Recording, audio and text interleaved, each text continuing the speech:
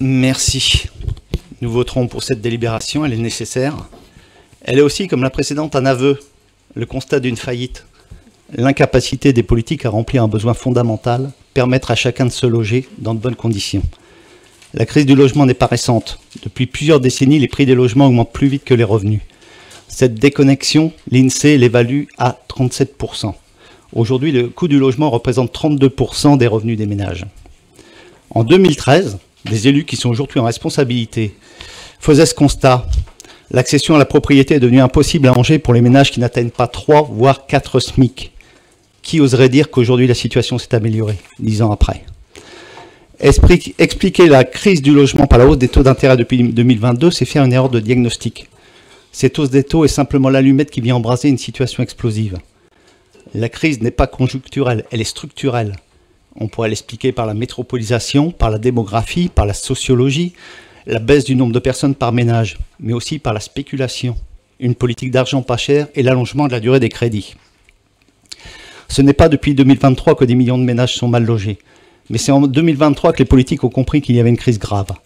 S'ils n'ont pas pris conscience de cette crise, c'est peut-être parce qu'ils ne sont pas concernés. Ils n'avaient pas vu la crise sociale du logement, c'est l'apparition de la crise économique du secteur qui les a réveillés. Ils sont plus émus par les difficultés qui sont réelles du secteur de la construction, qu'ils ont été affectés par les difficultés de logement de plusieurs millions de personnes, qu'ils sont sensibles aux centaines de milliers de personnes qui dorment dans la rue. Ces dernières années, le principal responsable de cette crise habite à Paris.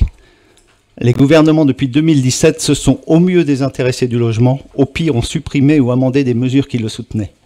Les premières décisions prises par le gouvernement Attal n'augurent rien de bon. Détricotage de la loi SRU, nomination d'un ministre du logement ultra-libéral.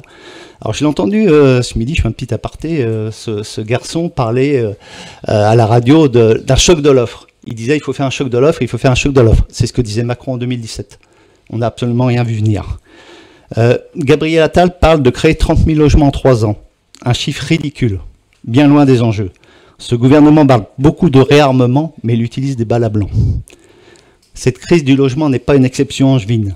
Les leviers pour la résoudre ne dépendent pas tous des élus locaux. En revanche, faire le maximum est une nécessité. Faire le maximum, c'est par exemple ne pas revendre un logement public de plus de 300 mètres carrés à un couple, plutôt que d'y aménager plusieurs logements. Faire le maximum, c'est privilégier la construction de logements abordables, toujours, sans exception.